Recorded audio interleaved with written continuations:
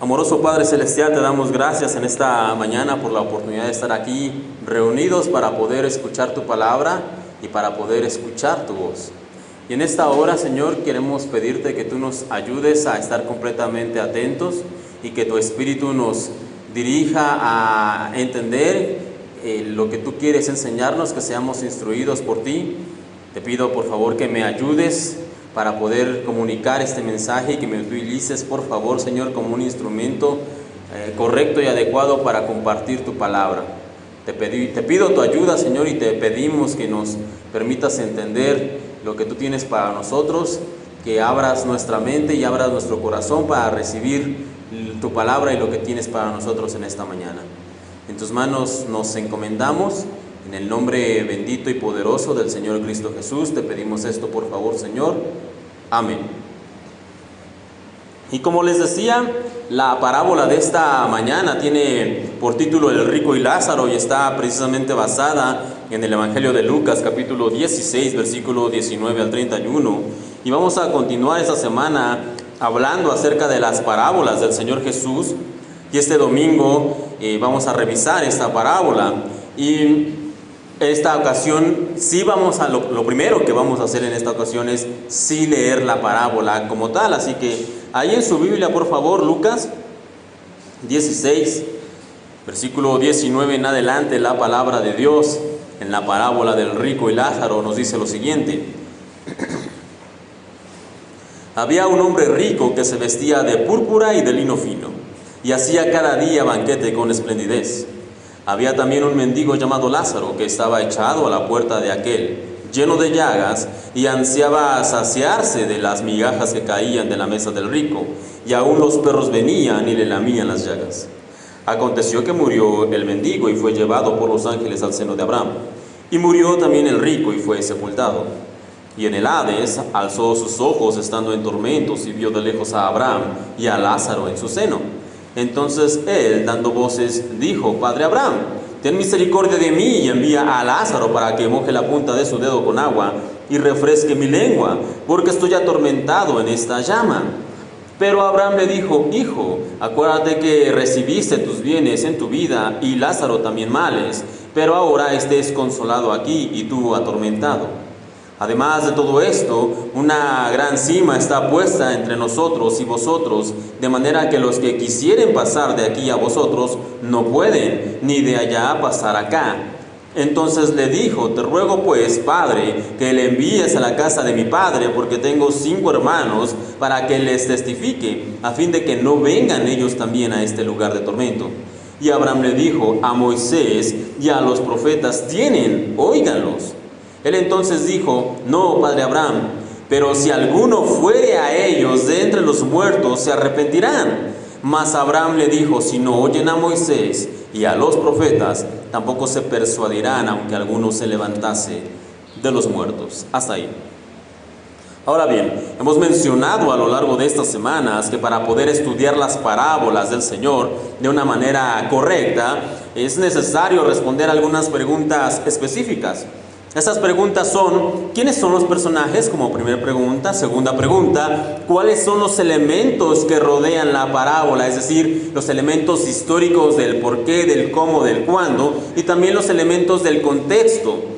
La tercera pregunta que debemos responder es: ¿por qué fue contada la parábola? Siempre que el Señor cuenta una parábola hay un porqué, hay una situación, algo pasó, algo le preguntaron, algo está intentando explicar, pero siempre hay un porqué el Señor cuenta una parábola. Y como cuarto lugar, la pregunta que debemos responder es: ¿cuál es la enseñanza de la parábola? Y como hemos dicho, esta enseñanza generalmente debe ser sencilla, de unas cuantas líneas, y de esa manera es la enseñanza. Y si bien podría decirse que este es el orden recomendado, estas preguntas, para poder estudiar las parábolas del Señor, lo cierto es que no hay ninguna regla que nos impida poder hacer algunos cambios en el orden de las preguntas. Y puesto que no hay una regla, ya que hemos establecido esto, esta mañana de hecho vamos a iniciar no por la primera pregunta de quiénes son los personajes de la parábola, sino que vamos a iniciar con esta pregunta: ¿por qué fue contada la parábola? ¿Por qué el Señor contó la parábola del rico y Lázaro? Y si usted lee este relato en Lucas 16, del 19 en adelante, a primera vista nos vamos a dar cuenta que no parece haber una razón. De hecho, si usted lee todo el capítulo 16, no parece que haya una razón por la cual el Señor cuenta esta parábola. Y no obstante, si nosotros ampliamos, por decirlo de alguna forma, nuestra búsqueda, nos vamos a dar cuenta que desde el capítulo 11 de Lucas, el Señor va a contar varias parábolas y cada una de ellas va a contener una enseñanza espiritual particular, reflejada por medio de elementos de la vida cotidiana, como hemos venido diciéndolo. Pero al mismo tiempo, todas estas parábolas que el Señor cuenta, desde Lucas 11 hasta Lucas 16, tienen básicamente el mismo propósito. ¿Y cuál es ese propósito?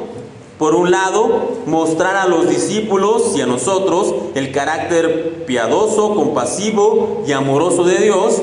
Pero por otro lado, también el objetivo de que el Señor contara estas parábolas es expresar públicamente la descalificación del comportamiento de los fariseos.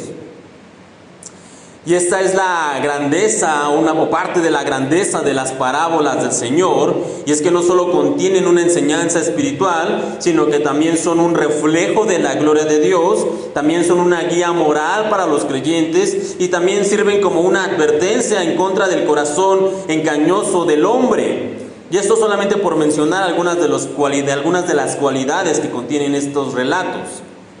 Y como mencionaba, el capítulo 11 comienza esta cadena de parábolas, el capítulo 11 de Lucas, y que van a contrastar la enorme gracia de Dios contra el dogmatismo y las pesadas imposiciones de los fariseos. Y de hecho, dos versículos que nos van a resumir perfectamente que de esto se va a tratar todos estos capítulos, los encontramos precisamente en Lucas 11, versículo 44 y versículo 51. No vaya para allá, permítame leer, dice de esta manera: «Ay de vosotros, escribas y fariseos, hipócritas, pues son como tumbas escondidas en el campo. Las personas caminan sobre ellas sin saber de la corrupción que están pisando. ¿Qué aflicción les espera a ustedes, expertos en la ley religiosa? Pues le quitan a la gente la llave del conocimiento y ustedes mismos no entran al reino e impiden que otros entren». Y es así como comienza el Señor esta serie de relatos después de decir estas reprimendas hacia los fariseos, los escribas y los maestros de la ley, que el Señor va a contar las siguientes parábolas. Y podríamos decir que esta es la introducción que da el evangelista Lucas antes de continuar en los siguientes 5 capítulos relatándonos diversas parábolas del Señor y dejando en claro la hipocresía de los escribas y de los fariseos. Y no obstante, y por si ha quedado alguna duda de que este es el objetivo de las parábolas que el Señor va a contar en estos 5 capítulos, permítame leer un versículo más. De hecho es el versículo siguiente en Lucas 12, versículo 1. Y el Señor dice de esta manera: «En esto, juntándose por millares la multitud, tanto que unos a otros se atropellaban, comenzó a decir a sus discípulos: primeramente, guardaos de la levadura de los fariseos, que es la hipocresía». ¿Más claro? Imposible. Luego entonces Lucas nos va a acomodar los diferentes relatos, las diferentes parábolas del Señor Jesús, y en ellas nos va a mostrar las cuestiones negativas del carácter de los fariseos. Es decir, cada parábola nos va a hablar acerca de una cuestión negativa del carácter que representaban los fariseos en la época del Señor Jesús. Permítame ponerle algunos ejemplos. Cuando leemos la parábola del rico insensato, ahí podemos ver los peligros de la avaricia. Cuando leemos la parábola del siervo infiel, ahí se nos está hablando de la negligencia de no estar preparados para el regreso del Señor. Cuando el Señor cuenta la parábola de la higuera estéril, se nos habla de la inutilidad de aquellos que no dan frutos dignos de un hijo de Dios. Cuando leemos la parábola de la puerta estrecha, se nos habla ahí del engaño de creer que estamos realmente en el camino correcto. Y cuando hablamos de la parábola de los convidados al banquete, ahí se nos habla de lo negativo de no dar a los necesitados. Y finalmente la parábola del rico y Lázaro que es la que nos corresponde en esta mañana, se podría considerar como un conglomerado de todas las enseñanzas que ya hemos mencionado. Es decir, si el Señor deseaba englobar, de hecho, de todas las parábolas, la última, en el capítulo 16, es la parábola del rico y Lázaro. Y en esta parábola el Señor une todas las enseñanzas que había dado ya previamente en todas las parábolas que mencionamos. Y para poder ver esto, vamos a pasar ahora sí a la segunda pregunta de esta mañana y vamos a revisar quiénes son los personajes de los que nos habla esta parábola. Y primero que nada encontramos al hombre rico. Y en él, en la figura del hombre rico, encontramos básicamente todos los aspectos negativos que mencionamos ya anteriormente. Encontramos, por ejemplo, la avaricia. El relato de la parábola nos dice que él era un hombre muy rico, tan rico que hacía banquetes todos los días, pero no podía dar un plato de comida, dar una pequeña porción de alimento a Lázaro. Eso es avaricia. Obviamente, también leyendo el relato podemos entender que este hombre no estaba preparado para encontrarse con el Señor. Este hombre no estaba para nada pensando en la muerte y mucho menos en su destino eterno. A él solamente le importaba el aquí y el ahora, lo que puedo conseguir, lo que puedo comprar con mi dinero. Él no estaba preparado para nada para encontrarse con Dios. Además, no vemos ningún fruto agradable de Dios en su vida. Este hombre era rico, sí, pero no lo encontramos como un hombre diligente, como un hombre trabajador, sino todo lo contrario. Se nos dice que era un hombre que hacía banquetes todos los días, perdiendo el tiempo, y aunque tenía la capacidad de hacer el bien, porque tenía muchas riquezas, este hombre no lo hacía. Y tristemente es muy probable que este hombre rico como tal no se viera a sí mismo como alguien que necesitaba salvación. De hecho, es posible que él pensara todo lo contrario. Tal vez este hombre pensaba, debo estar bien con Dios y esa es la razón por la cual Dios me bendice con muchas riquezas. ¿Cómo puedo decir esto? ¿Cómo podemos decir esto? Pues bien, ese es el mismo pensamiento que ha permeado el día de hoy en muchas iglesias cristianas. En muchos de estos sitios se enseña que la voluntad de Dios es que nosotros, sus hijos, los creyentes, seamos ricos y seamos prósperos aquí y ahora. Y a muchos creyentes se les enseña que la señal de que Dios está con ellos y aprueba su forma de vida es la señal de la riqueza material. Si tú eres prosperado, si tú eres rico, si tú tienes posesiones, entonces estás bien con Dios. Eso es lo que se enseña en muchos lugares. Pero si eres pobre materialmente hablando, si no prosperas, si no tienes un carro nuevo cada año, si no tienes ropa cara, si no tienes una gran cuenta en el banco, entonces te falta fe, y no solamente te falta fe, sino que muy probablemente algo no está bien en tu vida, es lo que enseñan ellos. Pobreza es estar mal con Dios, o simbolismo de estar mal con Dios. Riqueza significa que estás bien delante de Dios. Y si esto fuera verdad, si la prosperidad económica fuera señal de la bendición de Dios, entonces Pablo Escobar sería el hombre más bendecido por Dios. Y junto con él todas las personas que se dedican a negocios similares, ¿cierto? Puesto que la riqueza es sinónimo de la bendición de Dios. Pero lo cierto es que el dinero no es señal de la bendición de Dios. Este hombre de la parábola era muy rico, sí, pero estaba completamente perdido y murió así, perdido en sus delitos y pecados. Porque el dinero nada tiene que ver con bendición, nada tiene que ver con la salvación de Dios. No conforme con todo lo anterior, este hombre rico de la parábola jamás tuvo en mente el poder ayudar a los necesitados. Y no es que tuviera que viajar miles de kilómetros para poder encontrar gente que pudiera ayudar, no, sino que había a su mesa, en su puerta, un hombre enfermo llamado Lázaro, que necesitaba la ayuda de este hombre rico.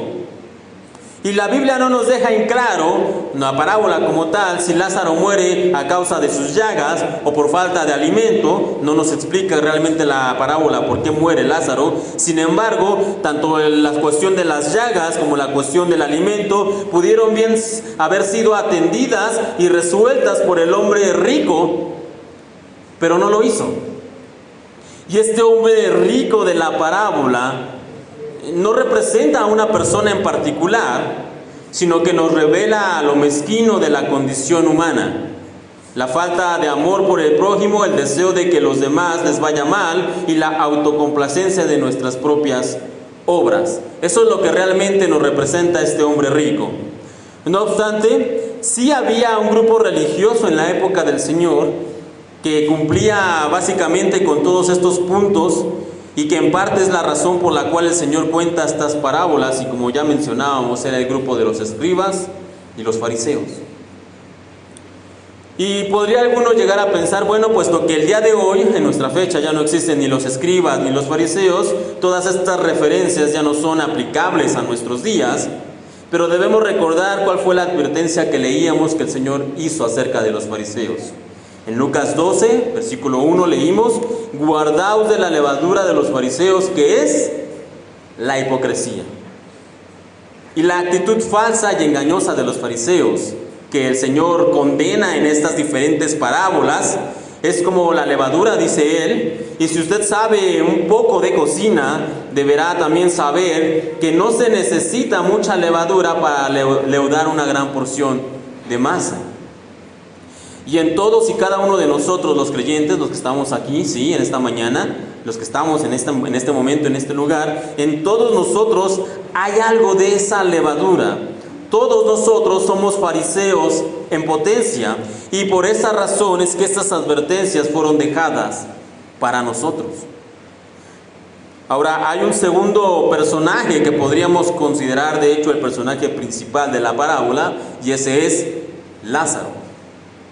De ese nos dice que era un mendigo que estaba lleno de llagas y que deseaba poder comer aunque fuera las migajas que caían de la mesa del rico.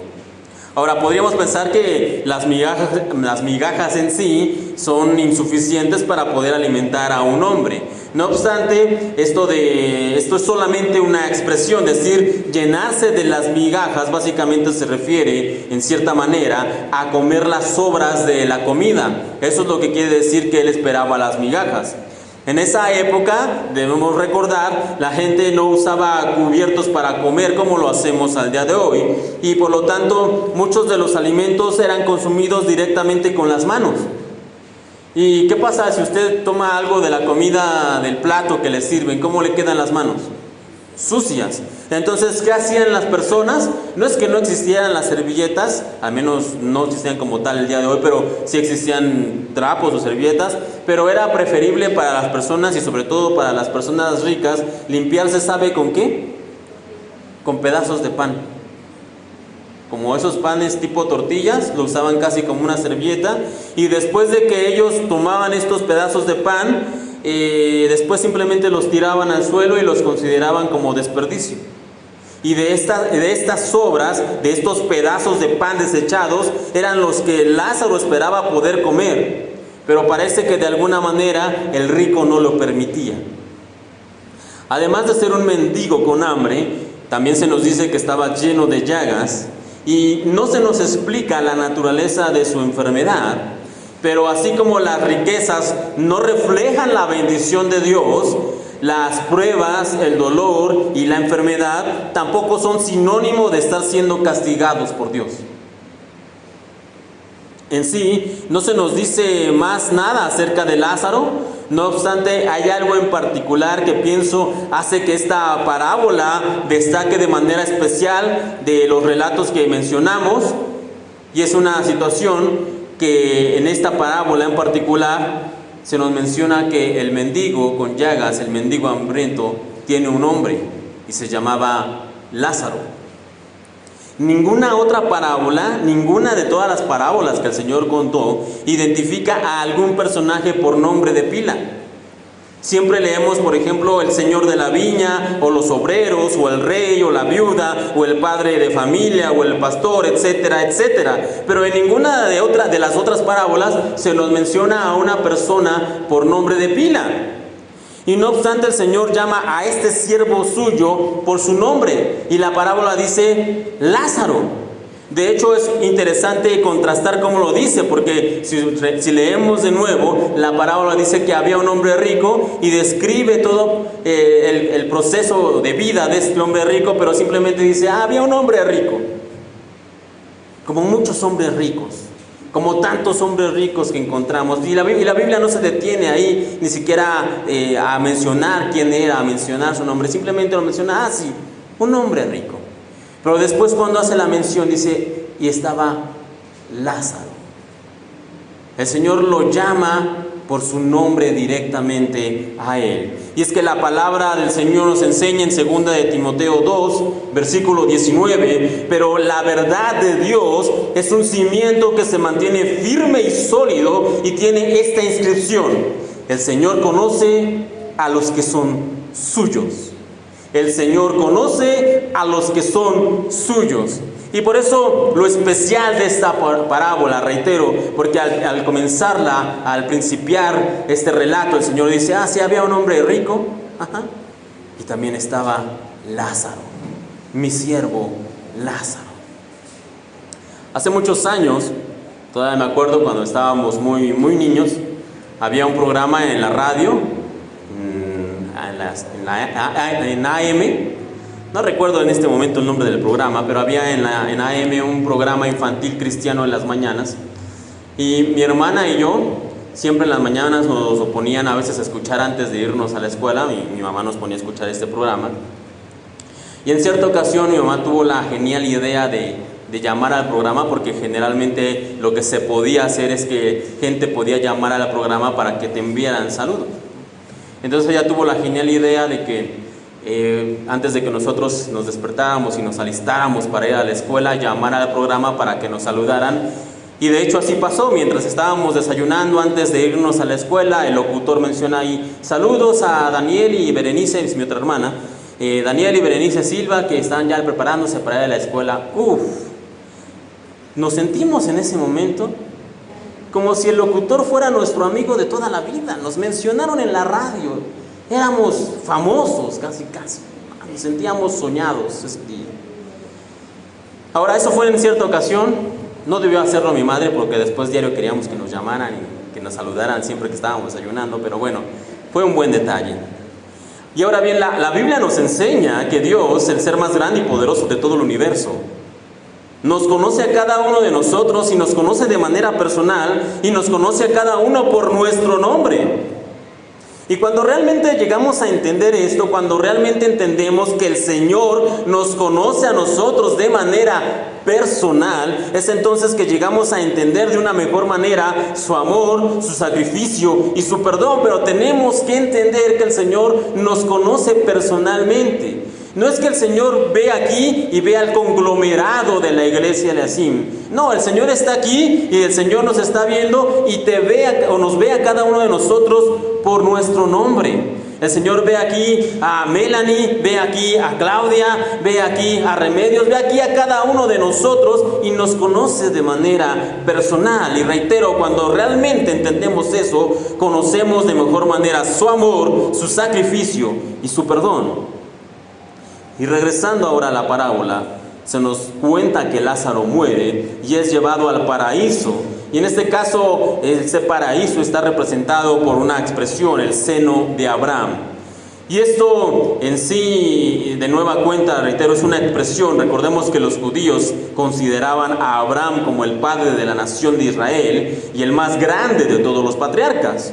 Y la expresión en el seno de Abraham no se refiere a que Lázaro estaba literalmente recostado en el pecho del patriarca, ¿no? Sino que indica que Lázaro había entrado a un reposo, que había entrado a un lugar donde al fin podía descansar de todo lo que le había pasado en vida.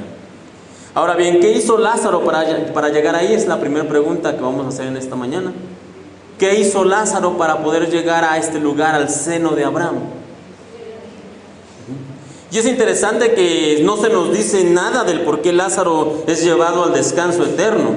No se nos menciona alguna acción. El relato no dice Lázaro, un hombre justo, Lázaro, un hombre recto, Lázaro, un hombre íntegro. No, simplemente se menciona así, que era Lázaro por su nombre, sí, pero simplemente Lázaro. No se nos dice nada, no se nos da de Lázaro algún mérito, no hay buenas obras o no hay nada en particular que nos dé un indicio del por qué Lázaro alcanza esta salvación. Y eso es completamente intencional de la parábola, pues debemos recordar que nuestra salvación, el perdón de nuestros pecados y la esperanza de una vida eterna con Dios, la hemos recibido completa y absolutamente por gracia. No es nada de lo que nosotros hagamos, digamos, pensemos. Todo lo que nosotros hemos recibido es por gracia. Uno de los versículos más conocidos, Efesios 2, del 8 al 9. Porque por gracia son salvos por medio de la fe, y esto no de vosotros, pues es don de Dios, no por obras, para que nadie se gloríe. Así que el hecho de que la parábola no mencione ninguna acción por la cual Lázaro ha alcanzado el seno de Abraham es completamente intencional para demostrarnos y dejarnos registro de que nuestra salvación no depende de lo que nosotros hagamos, sino que depende de la gracia de Dios. Y Lázaro es salvo por medio de la gracia y por medio de la fe, y no hay más para dar vueltas a este asunto.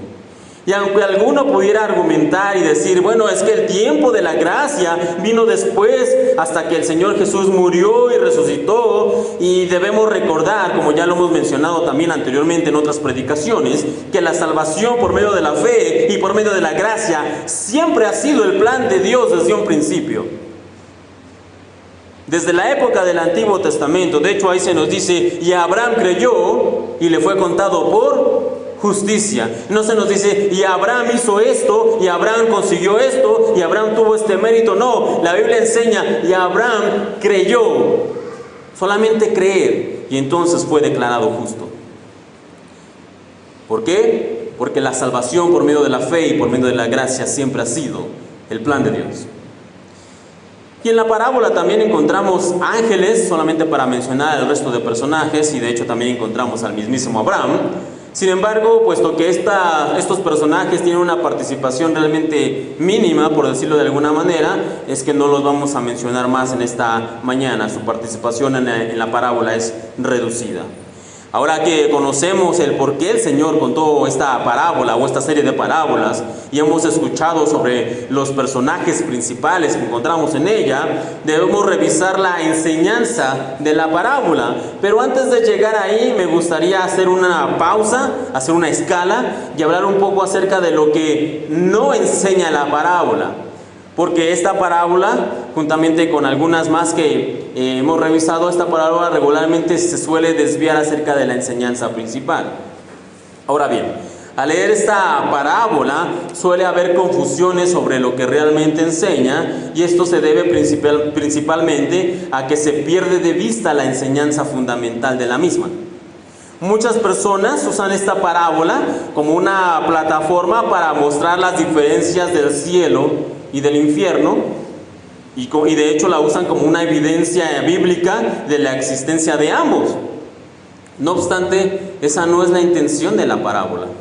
La parábola, aunque sí nos habla de un Hades, sí nos habla de un paraíso o de un seno de Abraham, aunque sí contiene en el relato estos dos lugares, la intención de la parábola no es demostrarnos que existe un cielo o un infierno. El Señor hace mención de una recompensa eterna, de un castigo eterno en otras partes de los evangelios. Pero esta parábola en particular no tiene como intención ser una enseñanza del cielo y del infierno. Y otros toman este pasaje como un claro ejemplo de lo malo de las riquezas y de una extraña virtud en la pobreza y en el sufrimiento. Sin embargo, la Biblia nunca enseña ninguna de estas dos cosas. Como decíamos, esta parábola, primero que nada, no nos habla ni es un fundamento ni es una base para enseñar algo acerca del infierno o del cielo. Si queremos hablar del cielo o del infierno, hay muchos otros textos que sí se refieren a ello, pero esta parábola no es para eso. Otros dicen, esta parábola habla acerca de las riquezas y la pobreza. Las riquezas son malas, la pobreza es una virtud. Tampoco se refiere a eso, y la Biblia de hecho no enseña eso. Por un lado, en la Biblia sí se nos advierte sobre las riquezas, pero no las señala como algo en sí malo o pecaminoso. No, la palabra del Señor nos advierte sobre la codicia, nos advierte contra de la avaricia y en la idolatría del dinero. De hecho, Pablo lo resume de esta manera en 1 de Timoteo 6:17. A los ricos de este mundo, mándales que no sean arrogantes, ni pongan su esperanza en las riquezas que son tan inseguras, sino en Dios, que nos provee de todo en abundancia para que lo disfrutemos. Así que la Biblia realmente en ningún lado condena la riqueza. Lo que condena es amar la riqueza, lo que condena es la avaricia, lo que condena es codiciar, pero la riqueza en sí, la Biblia no la condena. Nos da una advertencia, nos dice que es difícil manejar las riquezas, que no debemos anhelar las grandes riquezas, sí, pero en sí, reitero, la Biblia no condena la riqueza. Por otro lado, la pobreza tampoco tiene ninguna virtud especial o un mayor grado de espiritualidad delante de Dios.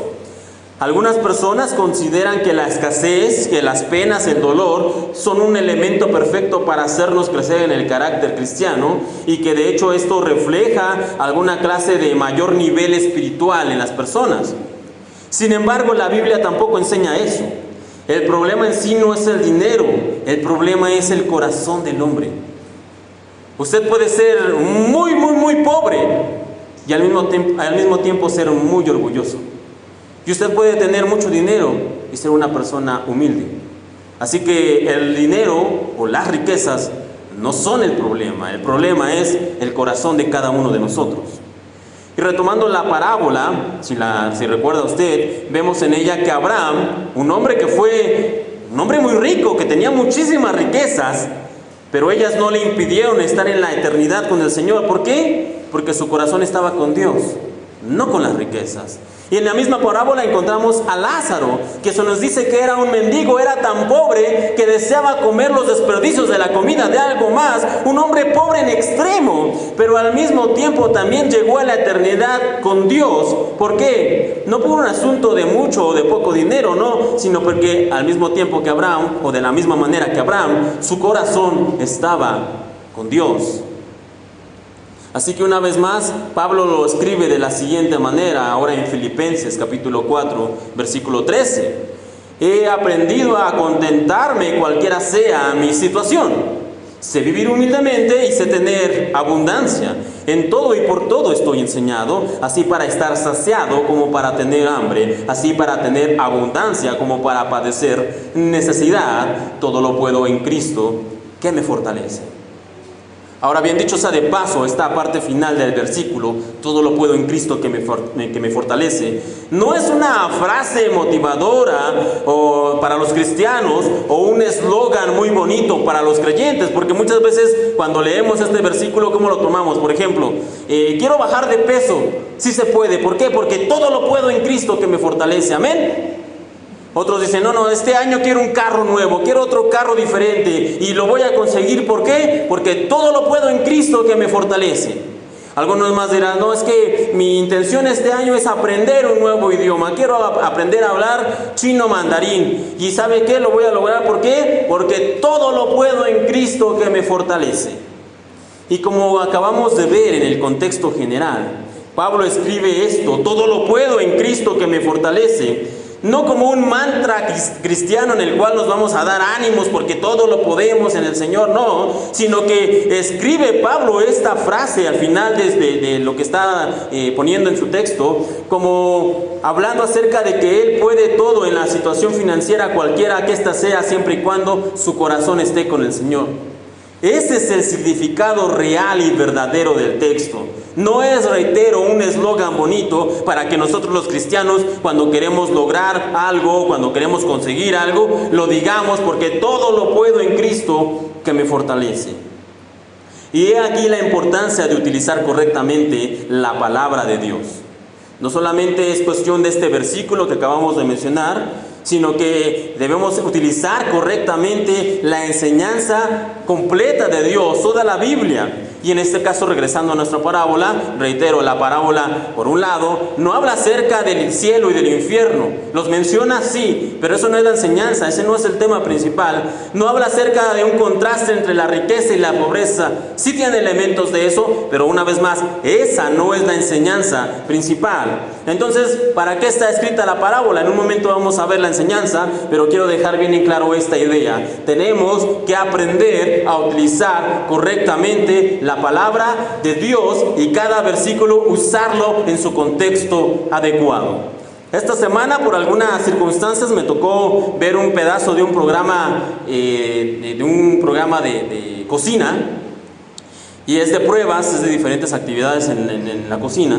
Y una de las pruebas, la prueba que en particular me tocó ver, era que los participantes tenían varias bandejas y tenían que pasar al frente, tomar una bandeja, destaparla, y dependiendo del alimento que les tocara, tenían que elegir de entre una variedad como de 70 u 80 cuchillos, que tenían también ahí presentes, y tenían que elegir el cuchillo correcto para partir el alimento que habían elegido.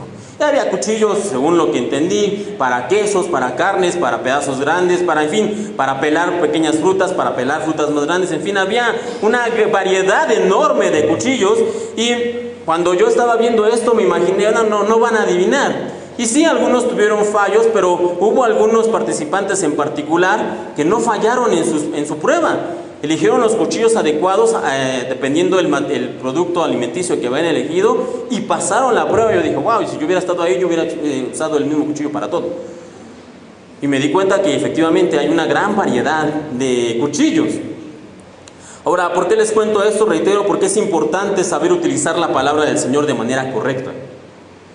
Debemos encaminarla bien, debemos manejar los pasajes con lo que realmente enseñan y con lo que realmente transmiten. Si yo quiero hablar acerca de una vida eterna, si yo quiero hablar acerca de la existencia del cielo y del infierno, la parábola del rico y Lázaro no es el lugar, porque no está hablando de eso. Si yo quiero recibir ánimo de parte del Señor, si yo quiero tener esa confianza, todo lo puedo en Cristo que me fortalece, no es el versículo, porque ese versículo habla de una cosa completamente distinta. Y de esa manera, muchos pasajes que a veces hemos malentendido en la Biblia. Y de hecho la recomendación una vez más de Pablo a Timoteo es la siguiente, segunda de Timoteo 2:15. Procura con diligencia presentarte a Dios aprobado, como obrero que no tiene de qué avergonzarse, que usa bien la palabra de verdad. Una vez más, que usa bien la palabra de verdad, que toma el cuchillo correcto para cortar lo que es adecuado. Eso es lo que nos está transmitiendo y nosotros tenemos que aprender a hacerlo. Dicho esto, ahora sí pasemos a lo que realmente enseña en sí la parábola del rico y Lázaro. ¿Qué es lo que realmente nos enseña esta parábola? Pues bien, dijimos que este relato cierra la serie de parábolas que el Señor Jesús estaba contando para contrastar la gracia de Dios y la hipocresía de los fariseos, y además de hablarnos del carácter que Él espera de sus hijos. Y pensando en esto, podemos dividir la enseñanza de esta parábola en tres cuestiones. Primero que nada, por un lado, el rico es la expresión máxima de la hipocresía de los fariseos antiguos y modernos. Y en ella encontramos un ejemplo de lo que no debemos imitar. El rico como tal nos representa todo lo malo, la avaricia, la falsa piedad, la falsedad, el no preocuparse por los necesitados y lo peor de todo, el vivir engañados pensando que estamos agradando a Dios. En resumidas cuentas, el rico es el perfecto ejemplo de lo que no debemos hacer como hijos de Dios. Por otro lado está Lázaro, y Lázaro es la mejor representación de lo que debe ser un hijo de Dios. Un hijo de Dios debe ser alguien completamente dependiente del Señor, aquel que sabe que todo lo que ha recibido es por gracia y que está agradecido por ello. Lázaro estaba enfermo, Lázaro no tenía ningún recurso, Lázaro era un mendigo, no obstante, él estaba completamente dependiente de Dios. Y en ese sentido, Lázaro es el perfecto ejemplo de lo que nosotros los creyentes debemos ser. Debemos ser hijos dependientes de nuestro Padre. Y finalmente la enseñanza que vamos a encontrar como algo central en la parábola, y lo encontramos justamente en la última frase de Lucas 19, y dice: si no oyen a Moisés, es parte de la parábola, y a los profetas, tampoco se persuadirán aunque alguno se levante de los muertos. Pregunta: ¿quién se levantó de los muertos? ¿Quién se levantó de los muertos? El Señor Jesús. Y precisamente este término de la parábola es una alusión directa al hecho de que nuestro único medio de perdón, de justificación y de salvación está en aquel que se levantó de entre los muertos, Jesús, el Hijo de Dios. Pero no basta solamente con haber escuchado esto, o no basta meramente con tener conocimiento de que esto ocurrió, sino que debemos también creerlo realmente. Como la Biblia nos enseña en Romanos 9:10, que si confesares con tu boca que Jesús es el Señor y creyeres en tu corazón que Dios lo levantó de los muertos, serás salvo. Tenemos que creerlo y tenemos que confesarlo. Y esta es la enseñanza central del Evangelio. Muchas veces, como leíamos, encontramos al rico, encontramos a Lázaro y pensamos que ellos son los más importantes en el relato. Pero eso no es así, hermanos. El más importante en el relato, ¿quién es? Dios, Cristo, aquel del cual nosotros dependemos, aquel que se levantó de entre los muertos y por medio del cual nosotros hemos sido salvos si tenemos fe en Él. Y cada parábola que leemos en los evangelios nos presenta de manera directa, o a veces de manera indirecta, al Señor como el único medio de salvación, y esta parábola del rico y Lázaro no es la excepción. Y no solamente eso, sino que debemos creer en aquel que se levantó de los muertos. Es la única manera, creer que el Señor se levantó de entre los muertos, es la única manera de que nuestro fariseo interior sea destruido. El hecho de que nosotros realmente creamos en el Señor es la única manera de mantener a ese fariseo potencial que tenemos todos nosotros a raya. Esa es la única forma.